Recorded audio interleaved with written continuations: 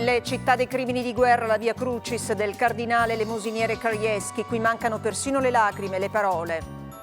Papa Francesco, con la violenza il mondo sceglie Caino, dopo 2 anni di pandemia il pontefice torna al Colosseo per il rito del Venerdì Santo.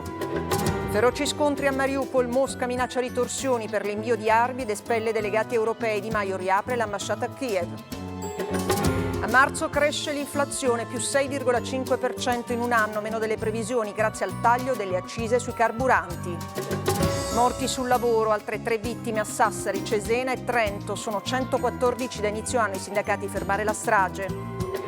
Nelle città italiane ritorna il tutto esaurito, la cultura e l'arte fanno volare le prenotazioni, ancora cautela per il Covid.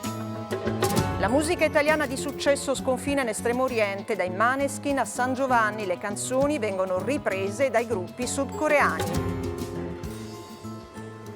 Buonasera dal TG1. In questo Venerdì Santo, dopo 2 anni di pandemia, la Via Crucis torna al Colosseo. Protagoniste del rito presieduto da Papa Francesco saranno le famiglie, tra cui una russa e una ucraina, alle quali il pontefice ha chiesto di portare la croce. Tra poco la diretta su questa rete. Intanto in Ucraina il cardinal Krajewski oggi pomeriggio si è recato a Borodianka e Bucha, una Via Crucis delle città martoriate dalla violenza.